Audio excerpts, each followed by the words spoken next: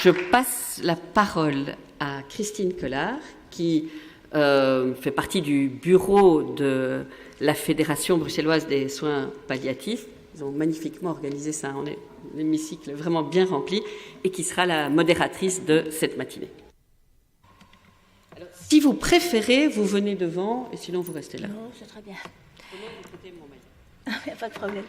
Merci Madame de Groot. Bien voilà, donc tâche un peu complexe. Enfin, je pense que ça va bien se passer.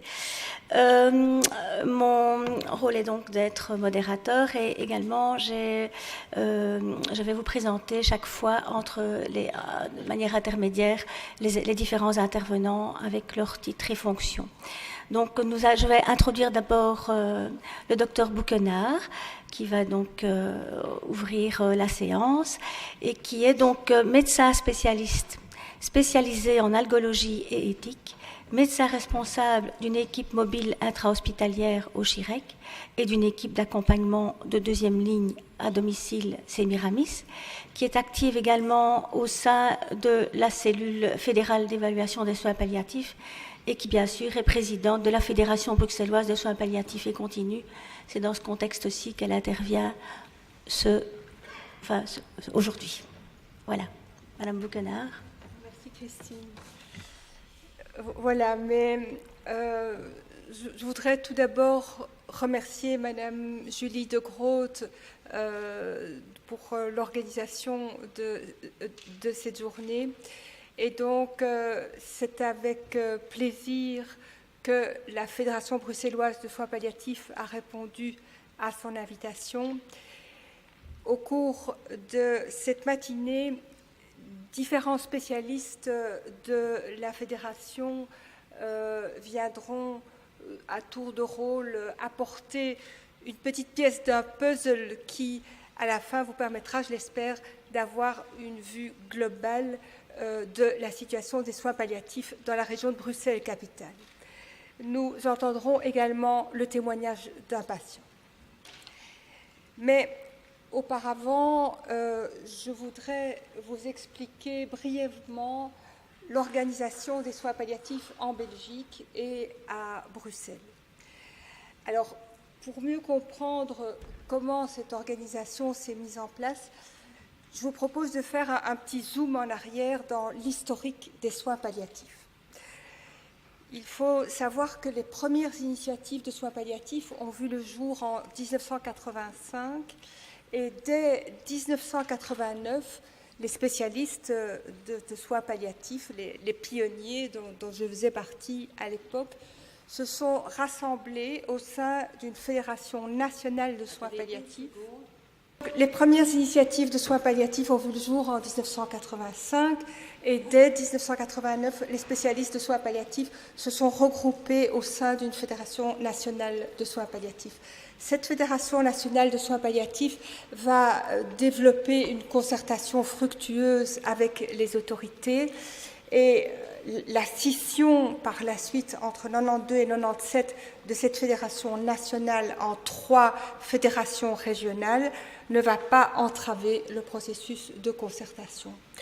Alors, celui-ci va aboutir en 1997 en l'établissement d'un plan cohérent pour les soins palliatifs doté d'un cadre législatif global. Alors, ce plan est véritablement visionnaire parce qu'il a été guidé par 3 principes fondateurs. Le premier, c'est l'accessibilité. Les soins palliatifs sont harmonieusement répartis sur l'ensemble du territoire et accessibles aux patients, quel que soit le lieu de prise en charge. Le deuxième principe, c'est la centralisation de tout l'aspect de réflexion et de concertation sur les soins palliatifs au sein de structures faîtières qui ont chacune leur finalité propre. Et le troisième principe, c'est que depuis le début, il y a le souci constant de développer simultanément les soins palliatifs selon 2 axes indissociables et complémentaires, les soins palliatifs de base, la culture des soins palliatifs et les soins palliatifs spécialisés. Ce sera repris dans les exposés de mes différents collègues. Alors, voyons un petit peu tous ces éléments plus en détail. Tout d'abord, les structures faîtières. Tout au-dessus, il y a la cellule fédérale d'évaluation des soins palliatifs qui a été créée en exécution de la loi de 2002 sur les soins palliatifs et qui dispose d'une coupole de concertation large. Donc, cette cellule est chargée de remettre tous les 2 ans un rapport d'évaluation aux chambres législatives sur l'état des besoins en matière de soins palliatifs et la qualité des réponses qui sont apportées. Ensuite, il y a les fédérations de soins palliatifs. Elles sont au nombre de 3, une pour chaque région du pays. Il y a Federatie Palliatieve Zorg Vlaanderen, Fédération wallonne de soins palliatifs et Fédération bruxelloise de soins palliatifs. Les missions des fédérations s'organisent très schématiquement selon 3 axes. Tout d'abord, rassembler les soins palliatifs spécialisés, leur permettre d'avancer ensemble dans une dynamique commune. Ensuite, il y a l'axe politique. Elles sont les interlocuteurs privilégiés et porte-parole des soins palliatifs auprès des pouvoirs publics. Et finalement, l'axe scientifique. Elles sont les garantes du professionnalisme en soins palliatifs et des aspects formation et recherche. Les 3 fédérations se concertent en interfédération et siègent au niveau de la cellule fédérale d'évaluation. Alors, ensuite, il y a les plateformes ou associations de soins palliatifs. Ce sont les petits P que vous voyez sur le schéma, mais donc plateformes.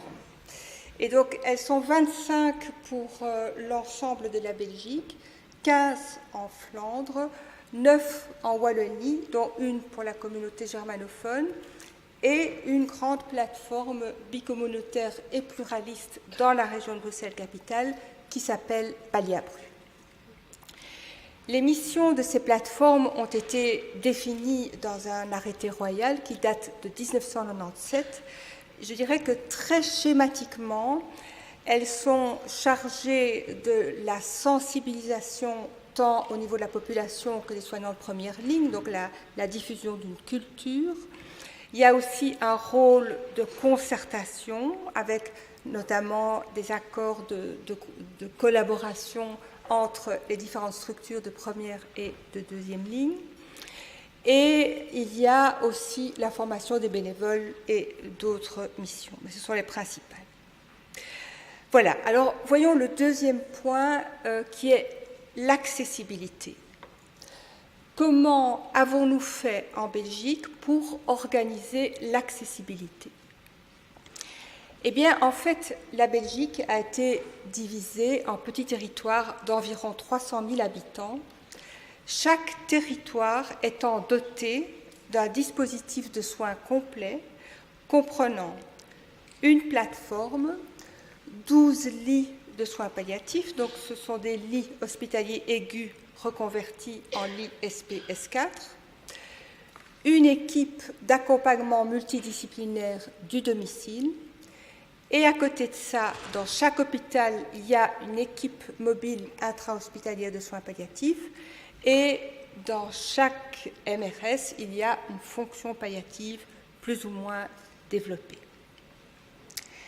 Alors, voyons à présent la situation dans la région de Bruxelles-Capitale qui est tout à fait particulière, comme bien d'autres aspects, je pense.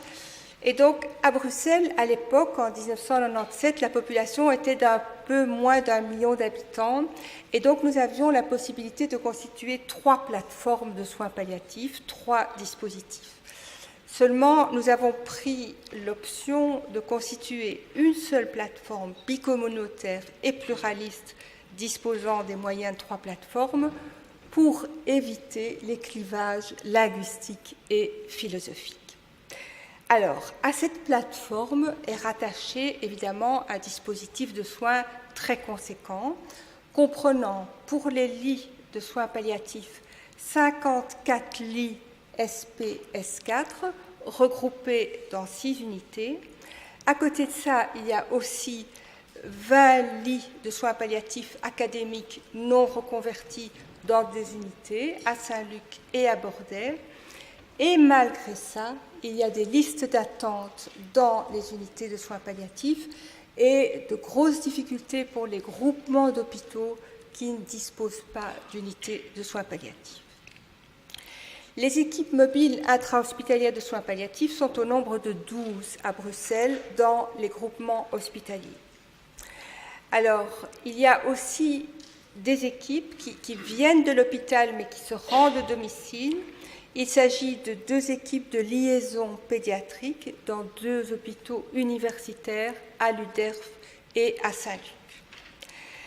Alors, pour le domicile, il y a 4 équipes multidisciplinaires d'accompagnement, dites de 2e ligne, qui sont Continuing Care, Semiramis, Interface Saint-Luc et Omega. Omega qui est à cheval sur la région bruxelloise et sur la région néerlandophone. Alors, il y a également 2 structures qui disposent d'un agrément et d'une subvention de la COCOF pour les soins palliatifs, mais qui sont des structures pilotes ayant des spécificités en HAD et Middle Care. Il s'agit d'Arémis et de Cité Sérine. Et finalement, pour les maisons de repos et de soins, elles sont au nombre de 153. Alors voilà, j'en arrive aux conclusions. Donc je pense que vous l'avez compris, la Belgique dispose d'une excellente structure de base, de par son accessibilité, ses structures faîtières et son développement bicéphale, culture et spécialisation. Mais, malheureusement, il y a un mais, il y a eu par la suite un écart qui s'est creusé. Et donc, on observe 2 courbes divergentes. D'une part, une augmentation sans précédent de la demande des soins palliatifs et de la complexité des besoins des patients. Et d'autre part, des moyens financiers qui, eux, n'ont pas du tout suivi, puisque selon le rapport 2014 de la cellule fédérale d'évaluation des soins palliatifs, la croissance annuelle des soins palliatifs spécialisés est de 2,9%, alors que la croissance annuelle du budget du SPF Santé publique est de 4,5%. Voilà, je vais maintenant laisser à mes collègues le soin de développer ces 2 derniers éléments et je vous remercie pour votre attention.